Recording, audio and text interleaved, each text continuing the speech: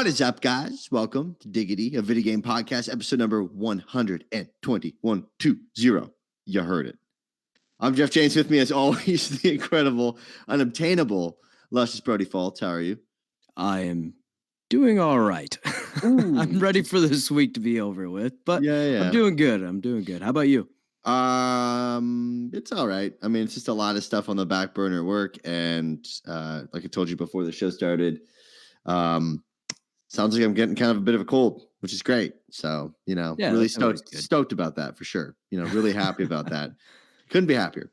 How one could be happier, though, is to follow us on Instagram and Twitter at Diggity Podcast. Subscribe to us on YouTube, Diggity. It's Diggity. If you're listening to the podcast for the first time, whether it be on Apple Podcasts, Spotify, Google Podcasts, Deezer, TuneIn, or wherever great podcasts are kept, hit the subscribe button. Get notified when a new episode goes up and get that sweet, sweet, delicious video game news from us, the chefs, for the food for your ear holes. With that, what did you play this weekend, dude? I played some Call of Duty Modern Warfare, a very small amount of Nier Automata. I need to get back to that game.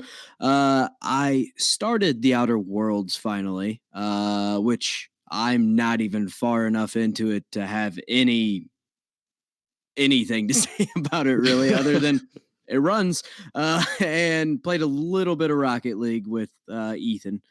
A little break from Call of Duty. So. Little Ethan plug. Little Ethan. Ethan. What'd you play? For me, I played a little bit of Overwatch, and I played Call of Duty Modern Warfare with you guys. So that was kind of cool. We played actually a lot of that. But man, we were getting our ass kicked. Me specifically. It was awful. I mean, it was a little rough. Yeah. Shoot. Upcoming games this week, my friend. Yes. November 14th, Age of Empires 2 Definitive Edition comes to PC. Bee Simulator comes to PC, PS4, Xbox One, and Switch because everybody wants to be a bee. They're dying. Paranoia, Happiness is Mandatory comes to PC. Rage 2, Terrormania DLC comes to PC, PS4, and Xbox One. Sparklight comes to PC, PS4, Xbox One, and Switch. Rocket Wars comes to Switch. Black Sad, Under the Skin comes to PC. From 2 comes to PC. Stormland comes to PC. On November 15th, Biker Garage, Mechanic Simulator, because everything needs a simulator these days, and that comes to PC. The Sims 4 Discover University DLC comes to Mac, PC, PS4, and Xbox One. Gollum comes to PSVR. Jumanji, the video game, comes to PC, PS4, Xbox One, and Switch. Mars Power Industries comes to Switch. Pokemon Sword and Shield comes to Switch. Star Wars Jedi Fallen Order comes to PC, PS4, and Xbox One. Tokyo Ghoul Recall to Exist comes to PC, PS4. Tokyo Warfare Turbo comes to Xbox One. On November 19th, Football Manager comes to Football Manager 2020 comes to PC. Google Stadia Founders Edition launches. Narcos Rise of the Cartels comes to PC and PS4. Shenmue 3 comes to PC, PS4, and WRC 8 comes to the Nintendo Switch. Hey, that's really cool, man. Oh, God. Everyone can know that whenever you just come back, hey, that's pretty cool. That's pretty neat, man. Difficulty that cut us right in the middle. It'll be fine. We definitely didn't have a technical difficulty at all. For that list, so Bee Simulator, pretty funny. Rage 2 DLC, that's nice to see that coming. Biker Garage, a little confused by that. Sims 4, can't believe the Sims is still alive, but it's a thing. Jumanji, the video game, if it's not the classic Jumanji, not a fan. It will definitely not be. Yeah, I know. Pokemon Sword and Shield, that's awesome. Yeah. Star Wars Jedi Fallen Order, no hype. I don't know. I see a small amount of hype for it. I think everybody is just very cautious because EA has not been traditionally very great with the Star Wars IP, but I'm actually kind of looking forward to that. That was one that was off my radar for a while, but the more I see of it, I'm kind of excited. I think I'm actually going to pick it up. Oh, snap. I don't know if my wife knows that yet, but she will when she listens to the episode. Oh, boy. And the Google Stadia. I mean, again, no hype. Zero hype on that one. It Woo. launches in 7 days, and it has gained no attention. 6 days from people listening to this. Right. But yeah, good God. Ugh. All right, back by popular demand, and also because we forgot about it for like a week. Diggity Radar. God, it's so bad. So this Diggity Radar, the title of this, the title that we're doing this time around is The Legend of Bumbo. Bumbo Want Coin. The summary of this is basically it's a puzzle-based deck-building roguelike prequel to The Binding of Isaac, made of cardboard. Binding of Isaac was obviously an incredibly popular title. When Bumbo's only coin is stolen by a mysterious entity and pulled down into the sewer, Bumbo finds himself facing droves of deranged enemies, lost children, his fears, and eventually the beast that stole his beloved coin. The developer on this is Edmund McMillan. He's the creator of Binding of Isaac and Super Meat Boy. So, you can make some really kick-ass games. James Interactive and Ridiculon are also developers on this. The publisher for this is Edmund McMillan himself. Platforms, it's coming to PC on Steam. At first, I'm sure it's going to come to consoles later on. Sure. And the release date for this is November 12th, which if you're listening to the podcast today, it's out. Go get it. It's poop themed. Can't go wrong with poop themed things. Yeah, this poop game everyone looks extremely interesting. I really like that he went for like the cardboard, and it's like he uses them like puppets and things like that. It's really neat how the game visually looks. I'm not huge on deck building games. It's just not really my kind of thing, but this one looks interesting enough that I will probably be checking this out. And yeah, I mean, this guy's created some amazing games in the past, so I imagine this will do quite well. Yeah, I mean, you can definitely trust that this game's going to be pretty friggin' solid. Oh, yeah. Absolutely. It's going to be awesome. Cool. So the official launch lineup of Stadia has been released again because nobody actually knows what's coming to this fucking thing. So at release, Assassin's Creed Odyssey, Destiny 2, The Collection, Guilt, Just Dance 2020, Kine, Mortal Kombat 11, Red Dead Redemption 2, Thumper, Tomb Raider Definitive Edition, Rise of the Tomb Raider, Shadow of the Tomb Raider Definitive Edition, and Samurai Showdown. Those are your launch titles for Stadia. That's it. That's it. Sometime before the end of 2019, Attack on Titan 2, Final Battle, Borderlands 3, Darksiders Genesis, Dragon Ball Xenoverse 2, Farming Simulator 19, Final Fantasy 15, Football Manager 2020, and also this was a separate category for some reason, so I assume these are coming even later in 2019.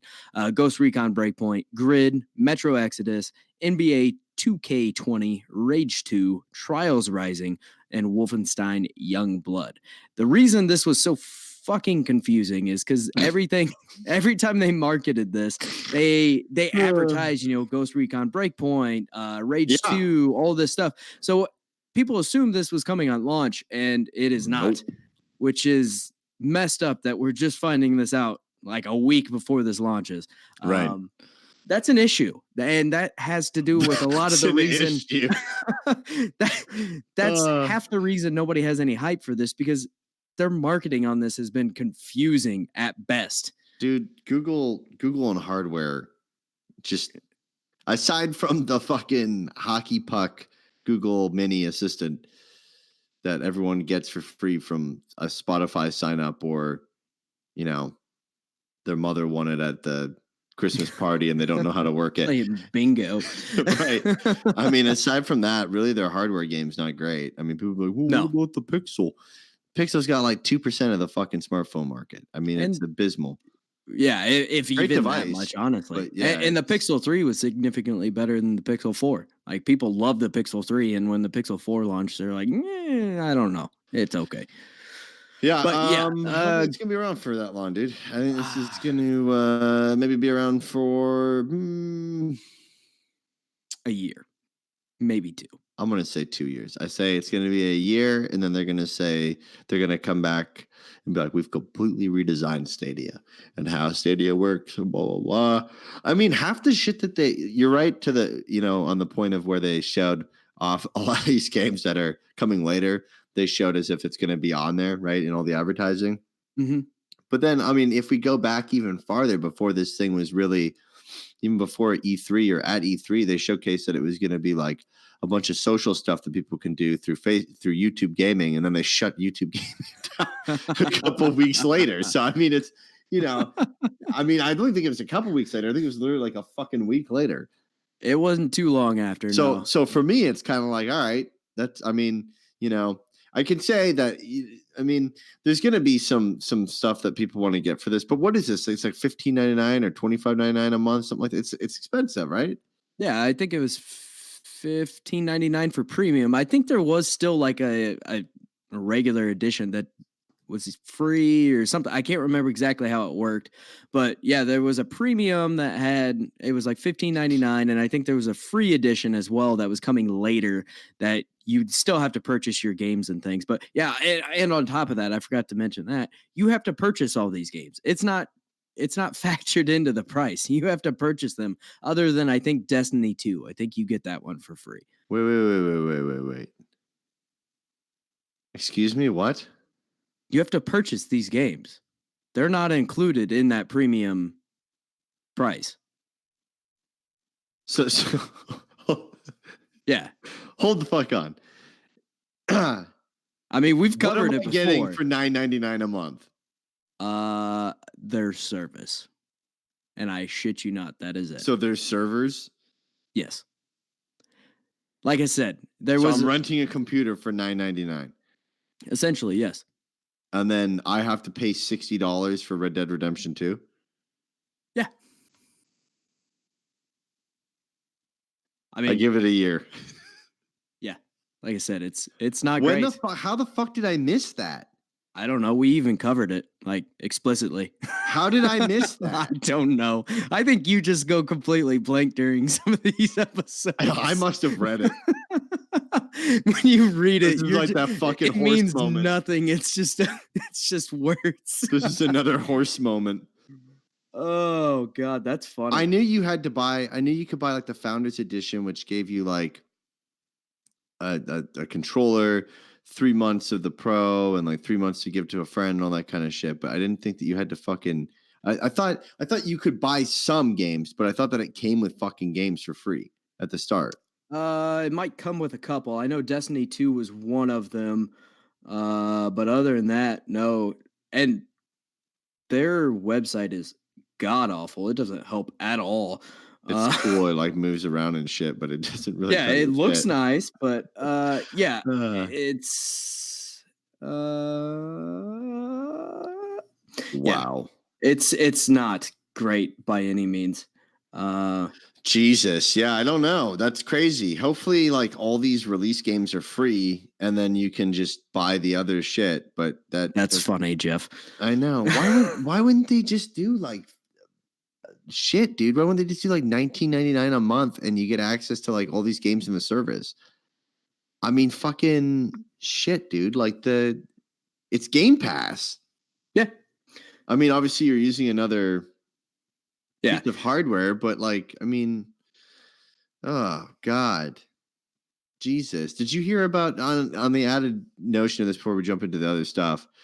Did you hear about the like internet service providers capping this shit? Yeah, it's gonna be an issue for a while yet. Did you also hear that there's actually a cap on like Comcast and all that are putting a cap specifically to Stadia? And on Stadia, there's a setting where you can go into it and set it so that you only get it like 720p, so that you can have like 200 hours of gameplay rather than like 3. Right. have 4K. The best part about it is the fact that you can't even play it on most phones. Like, it is coming exclusive to Pixel phones, and not even at launch, like later. There's Stadia so much about this on iPhone now. Fucked. Yeah, but from what I understand, you won't be able to play it for a while. So what am I gonna do? Just stare at a fucking app on my phone? Yeah, pretty much. What the fuck is going on? Don't know. That's a great question. So I just get to stare at a fucking phone. Yeah, it says I'm installing it right now. Stadia will roll out to laptops, tablets, Pixel phones, and smart TVs in early 2020. So at launch, the Founders Edition doesn't even include Why half the shit. why put the app out there? Why not just do it like, you can pre-order the app? Why are they doing this? What the fuck is wrong with them? All right, so the Stadia experience will be available. This is from tomsguide.com, by the way. So the Stadia experience will be available as part of Stadia Pro, which is $9.99 per month subscription service that gets you a growing library of games at the service's highest streaming quality, 4K, 60 FPS, HDR. A Stadia Pro subscription also provides exclusive discounts to game purchases. It's not totally clear which games will require a separate purchase and which will be part of the Stadia Pro, but Google has confirmed that Destiny 2 is part of your membership. I can buy a Stadia package right now and put it in for an early access code, but I can't play anything. So I can give them money, but I can't play anything until 2020. Yep. That's a good trade-off. I like that. And yeah, it's pretty well fucked. I mean, just make a fucking Game Pass. Stadia will be at launch. Stadia will be available on PC on any PC with a Chrome browser. Service will also be exclusive to Pixel 3 and Pixel 3a smartphones at launch, with more phones to gain support in the future. Whoa. They won't even fucking give support to all the Pixel phones? Nope, just Pixel 3 and Pixel 3a, which I misspoke earlier. I think it was the Pixel 2 that a lot of people liked, and Pixel 3 was, yeah. Why would they do that? Why wouldn't they give it to all the Pixel users? It's fucking web-based. This whole thing is nothing but why the fuck? I mean, let's be honest here. Oh God, I love it. It's great. I love it. It's going to get completely overshadowed by PlayStation's service and Xbox's service and anybody else that can create a remotely decent working Xbox service. has half the thing done. They have Game Pass, and then they'll just do xCloud, and then tack xCloud. We've talked about this. There'll just be a tackable service where it's like, here you go, another $10 a month, and you can get xCloud. Now I can play my games anywhere. I can play my Game Pass games anywhere. Yeah, and it's over. It's done. Mm-hmm. Jesus, man. Yeah, I take back the 2 years. I give it a year. Whatever. Yep. Oh God. Anyway, moving on. More news. Good God. In Exile Entertainment has hired a big name. Ray Kobo, the ex-lead producer of World of Warcraft, has left Blizzard to take on the role of executive producer for In Exile Entertainment. President of In Exile, Chris Keenan, says this about the recent acquisition. The Microsoft acquisition has allowed us to add some exceptional talent, and we're looking forward to the wealth of experience Ray is bringing to our growing game studio. Kobo plans to help the studio hit a new standard for their games, saying it's exciting to be able to bring my experience from leading a team of producers on a giant, always online world to the focused and complex RPG experiences In Exile is known for. So they're ramping up for a pretty big project. Yeah, sounds good. They make pretty decent games. I think they've had some problems with like some quality and kind of not running the best, but overall, I mean, the RPG elements and stuff that they make for it are just incredible. So if they can get a little bit more polish on their games, I think they're gonna kill it. Absolutely kill it. Cool. So, Epic Games has acquired Quixel. So this is straight from Quixel's website. They make Megascans, Bridge, and Mixer, a unique 3D asset library and two companion applications for 3D art creation. With these products, our community of users creates amazing 3D art for video games, movies, architecture, visualization, and more. And so what this acquisition means is Megascans are now free for Unreal Engine users. Megascans subscription prices are lowered for everyone overall, and Bridge and Mixer 2020 will be 100% free for everyone. So that's really cool. Good stuff, man. Epic Games into using the Unreal Engine more, and then they take I forget how much percent. It's 10% royalties. Which past 100K. If you, yeah, right. As long as you publish on the Epic Game Store and all that. So they're doing some good things. I mean, overall, people are still sketched out by Epic Games, but overall, I mean, you can see what they're doing. They're trying to make that environment. Well, yeah, and like a closed environment. It seems like they're making pretty good moves here, though. I mean, a lot of that is good overall for everyone in general. So why not? Yeah. Who's making questionable moves? Paramount. New Sonic trailer and poster have been released for the wonderfully beloved Sonic movie that nobody was really asking for. But it would appear that after countless memes and pushback from Sonic fans and just the general public, that Sonic has been redesigned to look more like his video game self rather than some animal that crawled out of a dumpster in Chernobyl. I wrote that last part. His design is pretty interesting. The redesign is a step in the right direction. It would appear that the animation quality overall, though, has been downgraded due to timelines being crunched and prepping the movie for release after all the backlash from the original design. The new design of him is fine. I mean, I'm cool with it. Here's my thing. I think they should have left it the way he was, because I think at that point he was pretty much a meme, and a lot of people would have went to go see it, because it probably would have been like so bad. And I don't think this movie's going to do well at all. I think it'll do all right. I think this is going to be a Terminator, the newest Terminator. They lost $100 million on that thing. Yeah. I don't know. I think this will actually do all right. I don't think it's going to do exceptionally well, and I don't know if they're going to necessarily make a ton of money off of it, but I think it'll break even at least. I think it'll do okay. His redesign, I mean, it's a lot better looking now. It looks way better. you can tell though that, I mean, the qualities went down a little bit in certain scenes, and they use a blur effect a lot for his fast actions to cut down on I'm sure the amount of animation time they had to put back. I can't even imagine the crunch they had to do on this, dude.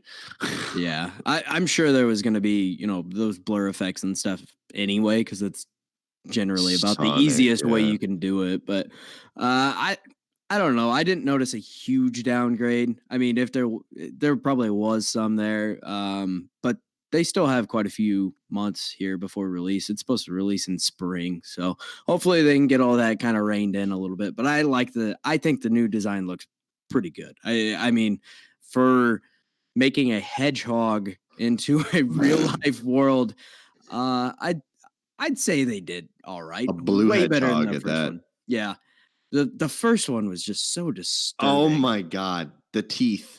The teeth is what did it for me. The teeth and the really small beady fucking eyes is what did it for me. It looks like they really just tried to take like a human and mutate him into a hedgehog with like a face swap app, and that's what you ended up with. It was kind of face swap app. It was just a joke. Just kidding, guys. So League of Legends Worlds 2019 breaks streaming records. So the finals had 1.7 million viewers on Twitch alone, which beat the previous record by 100,000. With this, League of Legends has surpassed Dota 2 and Fortnite as the most watched stream of 2019, as well as the most watched event of all time on a streaming platform. So, killed it. Yeah, I watched it. It's good. Very cool opening ceremony. They had the opening ceremony at League of Legends Worlds is kind of like the halftime Super Bowl. Yeah. They did like a holographic thing. So basically there's like screens on all sides of the stage. And they had like, the singers and the dancers up there. And then they had like CGI go around them to where it looked like they disappear and then they become like a character. It is nice. Really I definitely recommend going on YouTube and checking the video, because it's really cool how they did everything. But other than that, it was cool.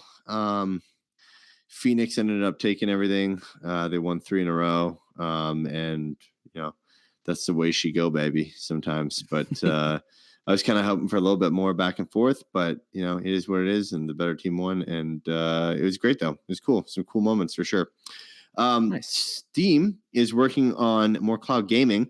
According to the Steam database Twitter account, the original tweet had said that Valve is working on Steam cloud gaming. according to partner site Code Update.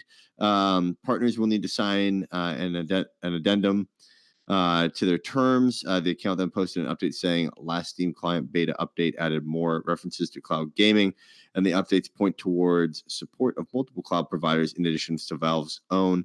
One of the referenced third parties is NVIDIA, GeForce Now. So everyone's everybody's getting cloud gaming, man. Getting into cloud, baby. Getting into cloud. Something crazy too. I heard Apple's possibly working with Valve on an AR headset.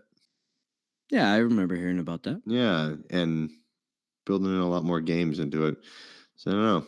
Pretty interesting. But yeah, all the cloud stuff's great. I mean, the problem is, right, is with all this cloud stuff comes the all the subscriptions. And it's like, how many, what's the cap that someone's willing to say, like in a household, like, okay, cool. So we've got Disney Plus, we've got Netflix, we've got Hulu, we've got Spotify, we've got Stadia.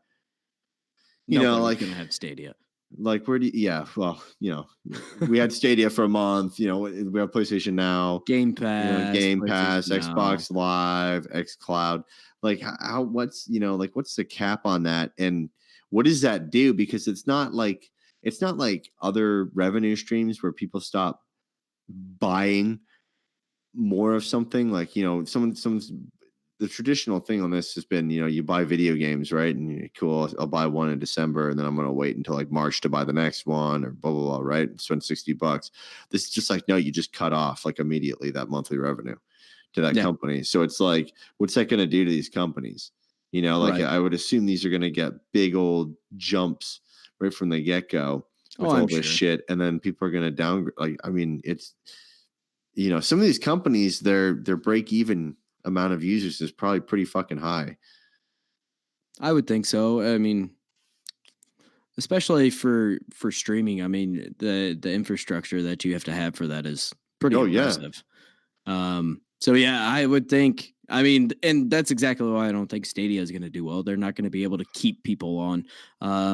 Not in competition with Xbox. Especially with Game Pass, you have 200 games. Or sorry, over 100 games. It's almost closer to 200 at this point. Yeah. That are available for. I mean, you can get deals on it all the time, and I just don't think.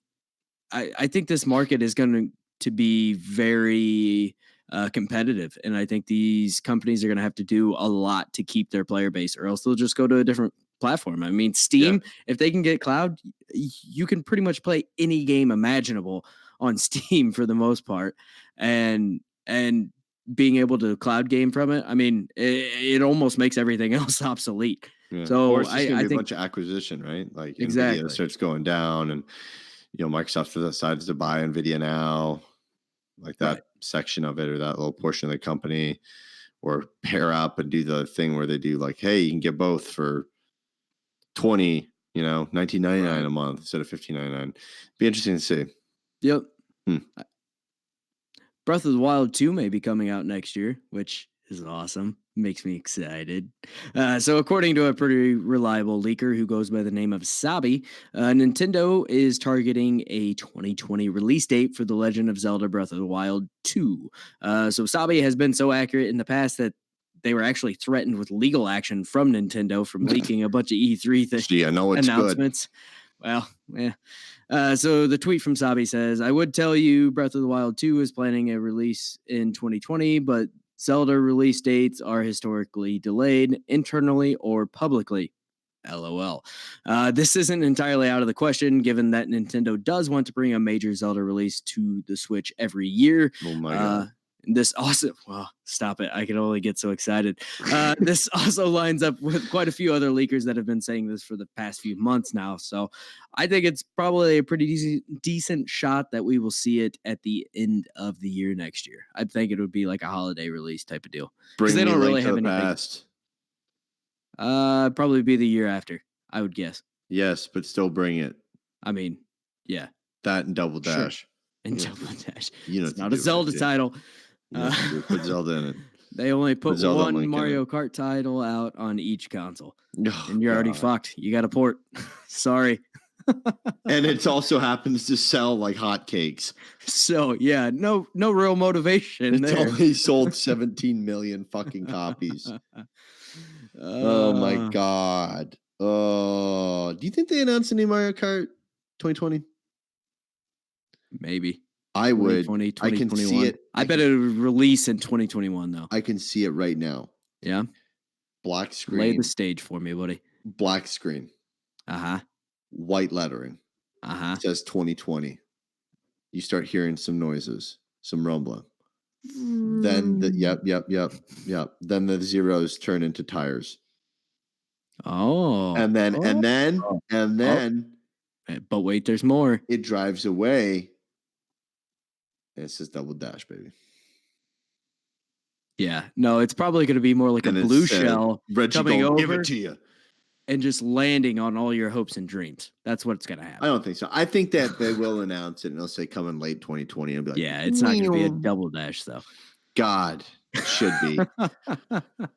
Oh God, what's concerning is did Death Stranding buy good reviews? Could it happen? Would anybody do that? No. No, Never. Not in the gaming industry. That would ever happen. My God, nothing would ever fucking. Brody, here's the deal. Like, and give it to me. No one does this, but just for you this time, I'm gonna take you out Okay. to pizza. Okay, as long as you don't tell anybody that we're going out for fucking pizza. Okay, and I got this cool thing coming out, and I just want you to say some decent things about it. And if you don't say something cool about it, I'm gonna fucking tell everyone you're a piece of shit. And discredit everything you have to say. There's something kind of odd. I like pizza. No words. The reason why we're talking about this is because there's something kind of odd about Famitsu's score for Death Stranding, which just happens to be a perfect score. This normally wouldn't be an issue, as many different outlets have different opinions of games, obviously, and everyone's entitled to that. But in this case, though, there's a cameo that features a major figure from Famitsu. Hirokazu Hamamura is featured in the game, and Hamamura is the former editor-in-chief at Famitsu and is now president of Enterbrain, the publisher for Famitsu. So, you know what's also interesting? What? When you put people in your game, does that kind of hold them hostage to doing stuff? And there's a lot of cameos in this game. Sure is, Brody. That's a good analysis you got there. There's also one of them named Jeff Keighley. Yep. Jeff Keighley happens to own an award show that's gotten decently popular since the days of the Chic Quattro mascot walking around it for publicity money. It's come a long way. It's actually a great show now. It's called the Game Awards, in case Jeff isn't going to tell you what it's called. Yeah. But Geoff Keighley is in the game. Dude, I swear to fuck God, if the game gets an award like Game of the Year or like some crazy fucking, I don't know. I don't understand where it would get an award. Hype Beast 2K19. Yeah, this one's blatantly obvious though. I mean, a lot of times this happens, but this one is so ridiculously obvious that it hurts. It's just not good, man. I don't know. It's interesting. You know, I also saw an article that had said, "Is that like?" There's just I don't think that, and there's nothing wrong. Kojima is a fucking genius. Yeah, okay, first absolutely. of all, but now and then I think geniuses, good, brilliant companies, brilliant people, artists, producers, whatever, movie producers, everyone can have a bad movie. Okay, a bad movie, a bad game, a bad album, a bad whatever. Right now and again. And I'm seeing like articles like, is Death Stranding too intelligent for America, or is America like, is Death Stranding too artsy and too smart for America and stuff like that? I'm like, what are you fucking talking about? Yeah, he even said something in an interview that was talking about. I think it was predominantly U.S. gamers, and it said no, they're basically give or take that they like their shooters, and this flies above FPSs, and it's like I mean, I get it. I understand it's supposed to be more of an intellectual game and it's supposed to cause thinking and this and that, yada, yada. But at the same time, by walking, it's possible to be too goddamn weird and just be way too out there. And I don't know. And again, we have not played this game. This is not a game that interests me. I've watched a lot of gameplay. I've seen a ton of gameplay on it, but have not gotten my hands on it. I think my thing is just like you can have a fucking stinker, dude, once in a while. Yeah, I mean, absolutely. fuck's sake, the guy's still a genius. It's okay. Yeah, I mean, we don't have to. Nobody's sit around taking and be like, that from him. We want to sit there and be like, okay, so are we fucking stupid? Can we not get this fucking game? Are we fucking stupid? Is Kojima just fucking so fucking brilliant that now an entire nation is so stupid that they don't understand this game that this man's put in front of us, and we won't realize it until 20 years down the road? No. They made a game. It doesn't appeal to a market. That market happens to be a very large market in the video game industry, and people don't want to fucking walk around. Yeah. I mean, what do you want? Like people like Metal Gear because of the stealth in it, yes, and the background story, and they had action into it. This is fucking. You're an Amazon guy, and they had a girl that breathes through osmosis. Jesus, this game, from everything that I've watched, is cameos up the wazoo, Monster Energy, and you are the United States Postal Service. Yeah. In a landscape that looks very much like New Zealand. Yeah. And you trip and you can pee on things and you deliver things. Yep. And do favors for people. And that's cool. That's great. And there's cutscenes and that's fantastic. That's great. But I mean, people did not like the game. We don't need to sit here and figure if we can't figure out something that someone created. I mean, we're good. I'm sure that Famitsu just really loved the game. I mean, that's all there is to it. I mean, it has nothing to do with, the president of their publisher being included in the game. Well, it's also the art effect where it's like, you could have this beautiful portrait painting of like a city skyline and all this crazy shit. And then you could have something that looks like someone just took a sponge and fucking threw it at a wall on a canvas and they just go, fucking brilliant. and everyone just looks around like, what are you fucking talking about? That is fucking art. Look at that. Look at that. That's more than all of us. And I think just people want that, like humans need this thing where we need to feel like we don't fucking understand something. Yeah, do you know what I mean? Like that personally. I don't like that understand either. Things. I like to understand things also, and I generally think I understand a decent amount of stuff of what I like and what I don't like. I think just people like to put things on pedestals to say, well, you don't know what it's like for good art. This wet fucking sponge on a canvas is much better than this beautiful skyline of Chicago painted in watercolors. Moral of the story is Diggity doesn't like abstract art. I like abstract art, no problem. Oh, okay, well then half of Diggity does not like abstract art. I like abstract art. I just don't like the premise of I'm standing between two pieces of art, which are art. They're both a thing. And I can go and say, I like both these. And then someone says, you're a fucking idiot because this one over here is so simple. That's what makes it so beautiful of a piece of art. And I go, no, that man threw a sponge at this. This person made a skyline. Both different levels of degree of difficulty. I like fucking both. It's fine. Meanwhile, I'm over here going, I just like the fucking skyline. Fuck the sponge. Yeah.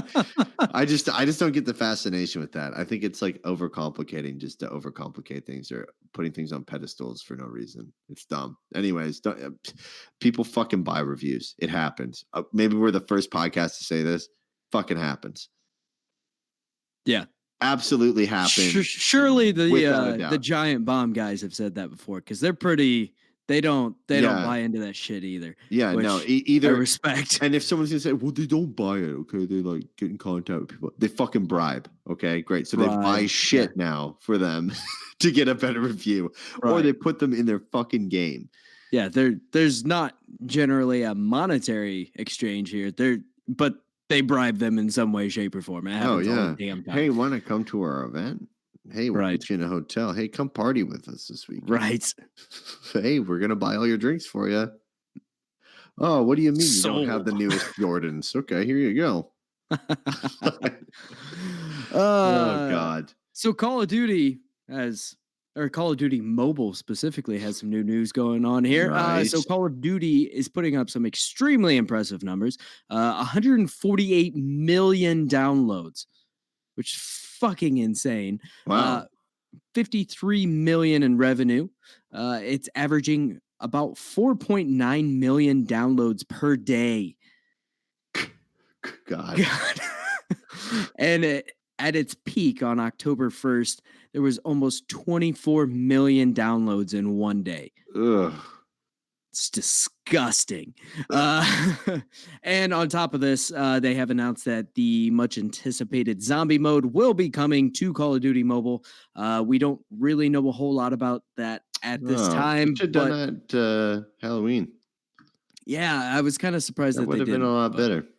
I assume this is going to be pretty much what you're used to for a zombie mode, but what exactly it is, we don't really know yet. We will. Yeah. They're supposed to release some gameplay for it this week, so cool. Huh. Wow, that's just gonna make them continue to make more and more mobile games because clearly they work. It's actually a pretty decent game, though. I will give them that. I actually have a decent amount of fun with it. Oh, for sure. We've got some Pokemon Sword and Shield news. We're so close, man, to Pokemon Sword and Shield launching here. I'm pretty excited. Hopefully this news gets you a little bit more excited and also gives you a little bit more info on it. If you don't want to hear this, there's not really spoilers, I guess. To an extent. Some people try to go like straight dark on this and not all right. hear So if you anything. want to go dark, see ya. Yeah. This is the last story before we wrap up. But the release event for Pokemon Sword and Shield that was supposed to take place at the Pokemon Center, Mega Tokyo at Sunshine City, has been canceled due to operational reasons. The embargo lifted on the game today at 9 a.m. Eastern time. So the PSA on this again is it contains spoilers, so tune out if you're trying to avoid them.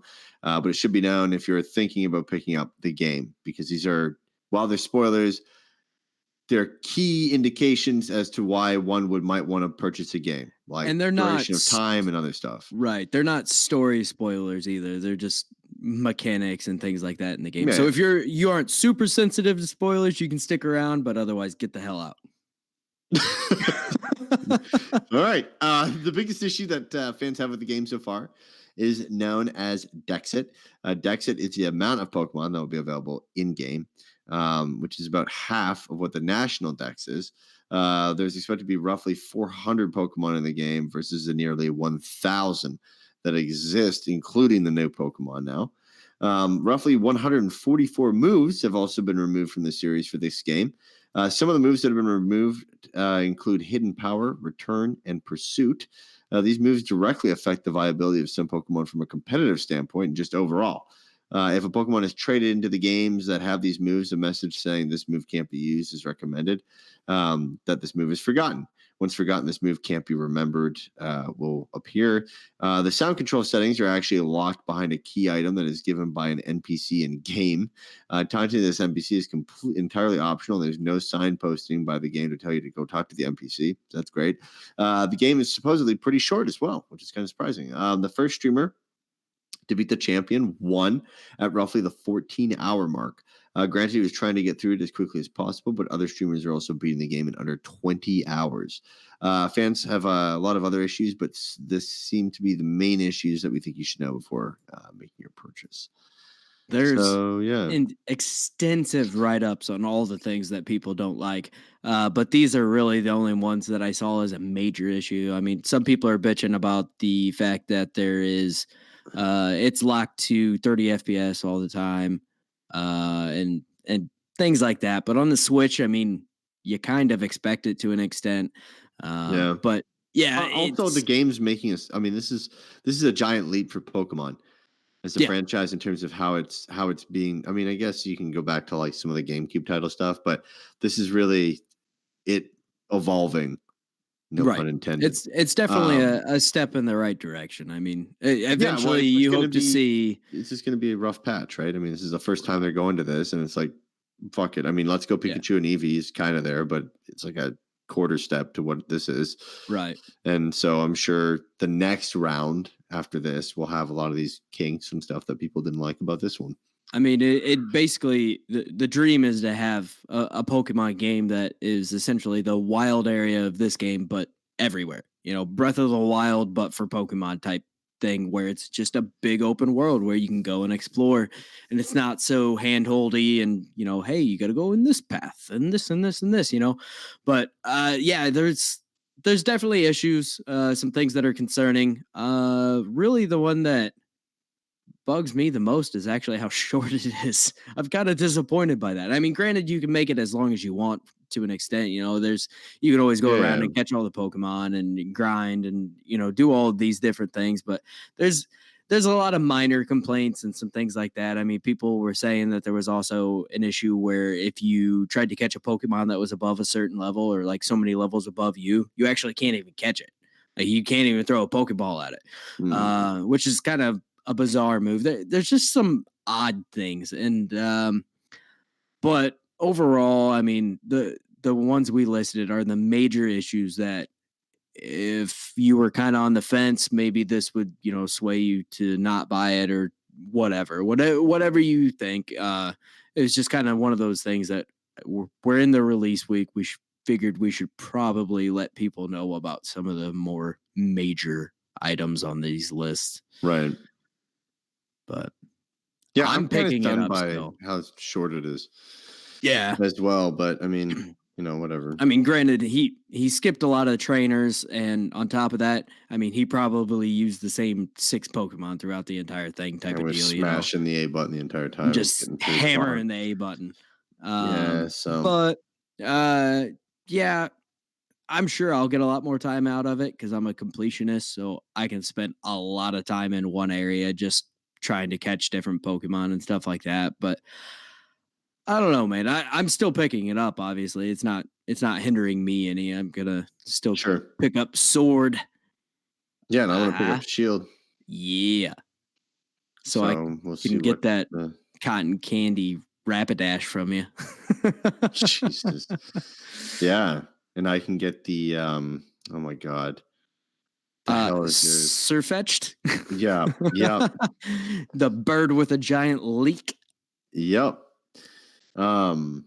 Yeah, it's interesting. I mean, like I said, this is kind of. It's almost like when you buy um like the first version in this instance of like a console when it first comes out, right? Like if you have the OG Xbox right now, there's issues and there's slow and shit. And if you wait until when Don't the you S talk came about out, her like that because she's gonna break down the moment I go to turn it on. I know you only have I'm a so couple more scared. months, man. Couple I more just months.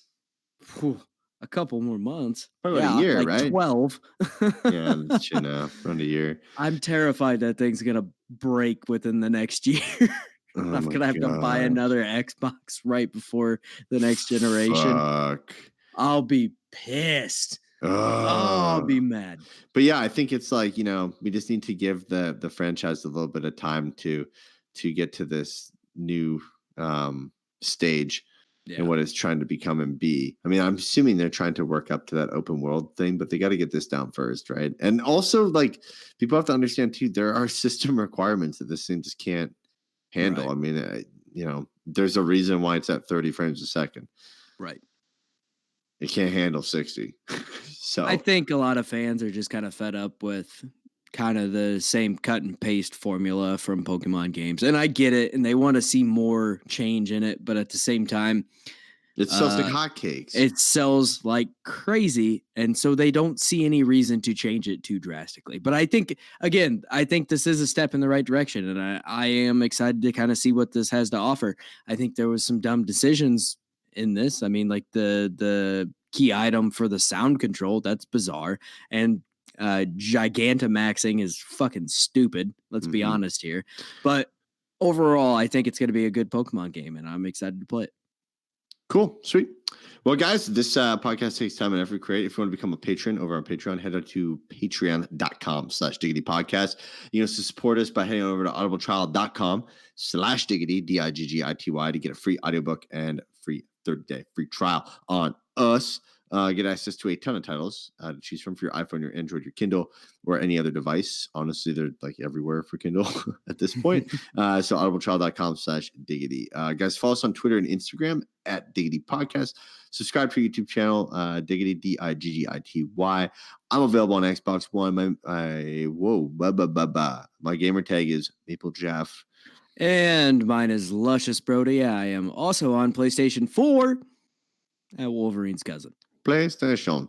Guys, leave us a review. It helps a ton, whether it's a comment on one of our videos or a review left on our iTunes page, Spotify, or Google Podcast page. It helps us create better content and helps us get found on those platforms too. That's generally how they work. So leave us a review, and thank you to those who have left us a review. We really appreciate it. And until next time, guys, we will see you for the Friday show. See you. Listen here, Nintendo. If you bring back Double Dash, I'll give you some good reviews going forward. Let's make it happen. I want a cameo.